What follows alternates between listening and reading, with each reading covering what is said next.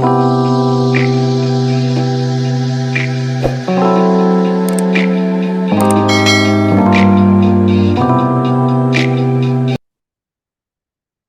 everybody, what's going on? I'm Jamie Dawn, your evolutionary revolutionary astrologer, bringing you your celestial wisdom for the week of February 5th through the 12th, 2023, which the 12th happens to be Super Bowl here in the US.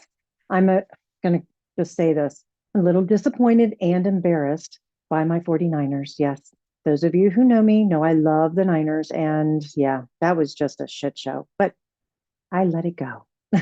Here we are, the two teams playing in the Super Bowl. I won't go on and on about football, but I will say, may the best team win. And if you are one of the Chiefs or Eagles fans, I hope your team wins.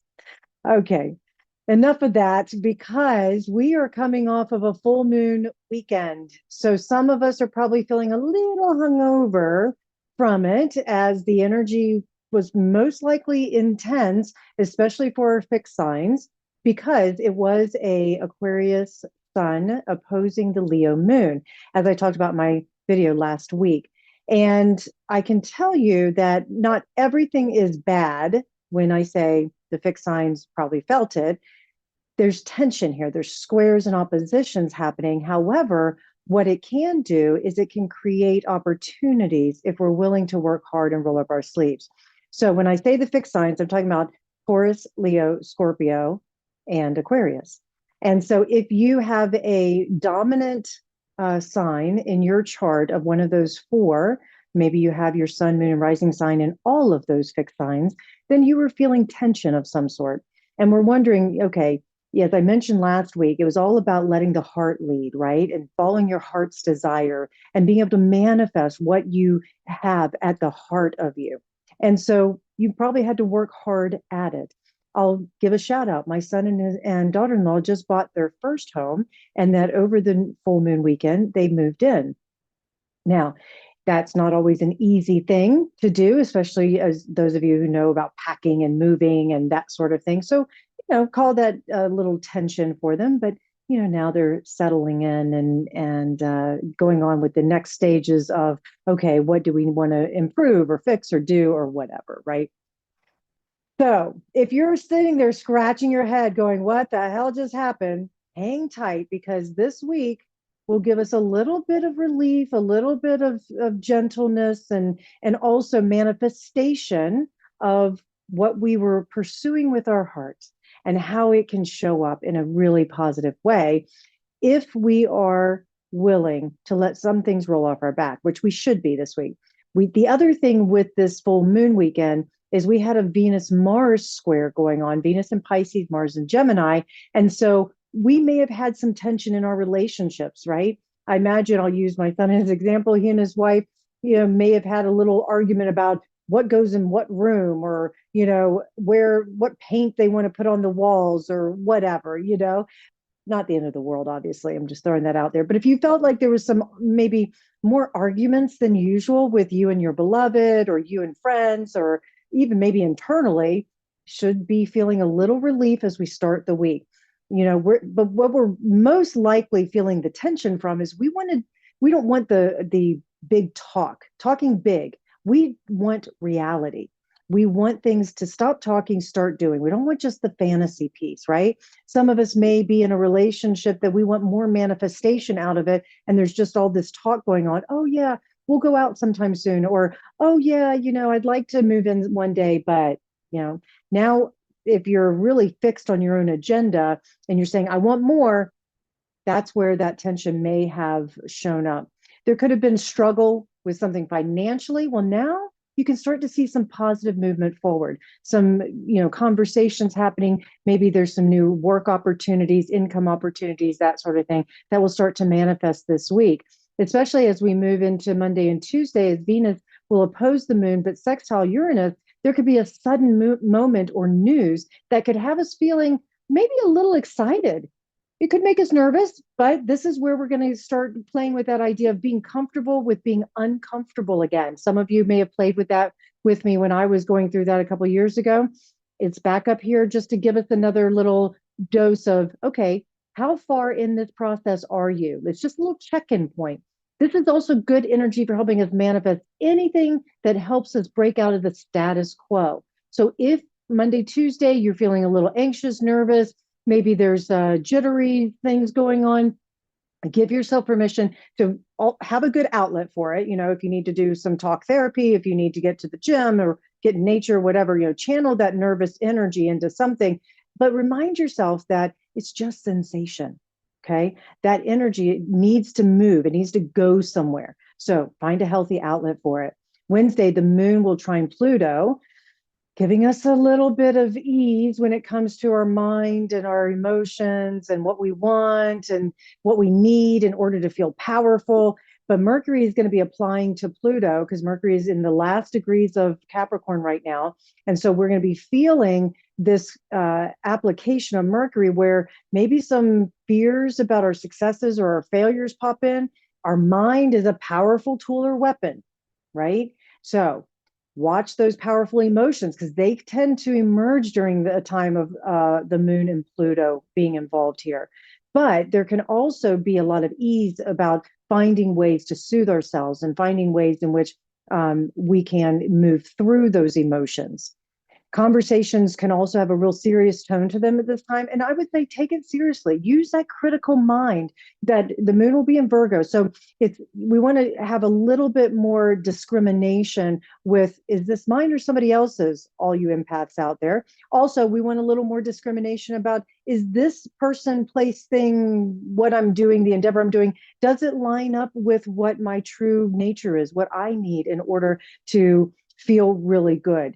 We're going to want to know details so that we can feel a little bit more in control. So if the control freak starts coming up, gather as much information as you can. It's a great time for building, researching, building ideas. Information is power at this time. That can help soothe some of the jittery feelings that you could get around this time. But again, I feel like this week in particular, some manifestations show up where you start to really put steps and pieces in place that have long reaching effects. Mars is going to sextile Chiron on Thursday, Mars in Gemini, Chiron in Aries.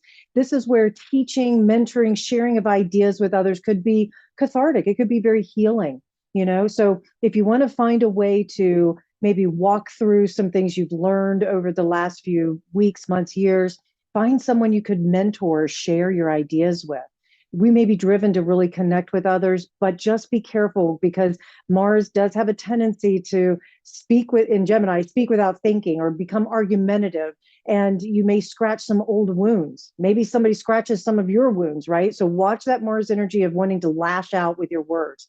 We may also find that arguments are stirred up at this time, but a debate is brilliant for connecting you, for giving you some maybe new ideas that you didn't have before. Past conversations, if they've seemed stagnant or they stalled out, maybe there was a conversation you started a couple months ago when Mars was retrograde.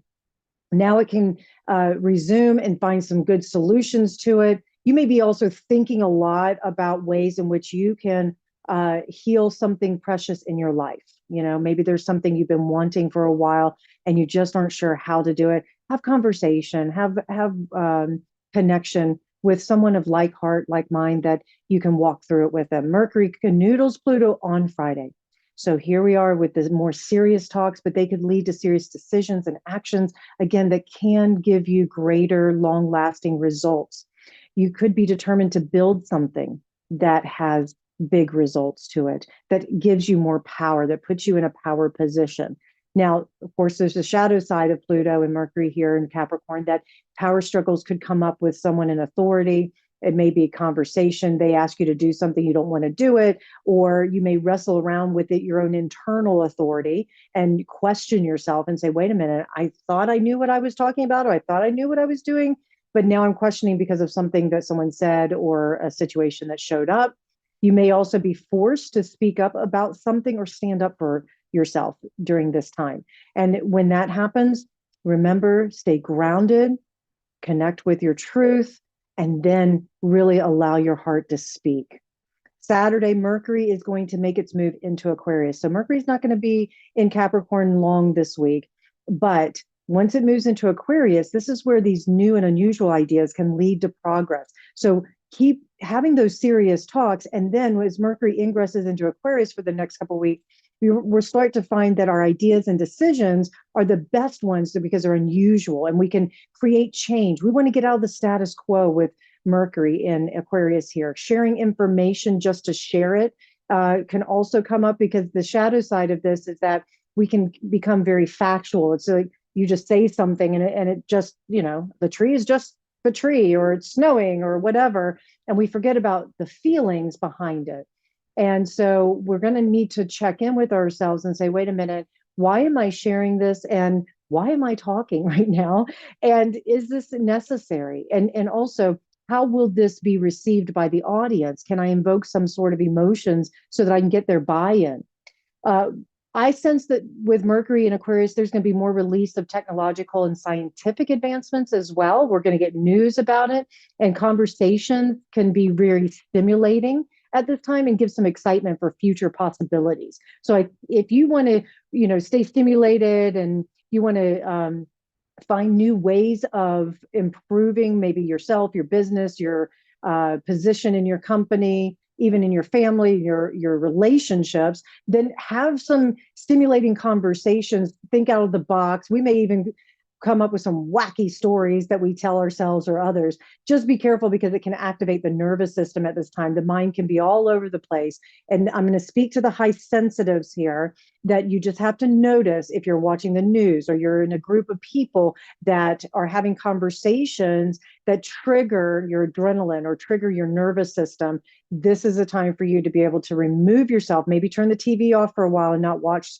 the news or whatever may create that nervous feeling, because there's a lot of that mental chatter that can create emotional chaos for you. So do pay attention to that. But one of the other things I just want to share is that with Mercury and Aquarius, watch the telepathic information and intuition that shows up. Watch how you can hear thoughts, read thoughts, feel thoughts, that sort of thing during this time. Pay attention to them. If someone pops in your mind, reach out to them.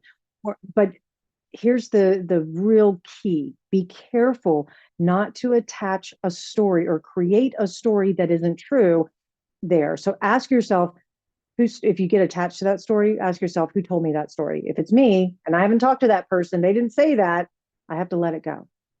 All right, you guys, I hope this helps. Please like, subscribe, share, comment. Come find me at jamiedawn.com. I look forward to connecting with you. Have a great week.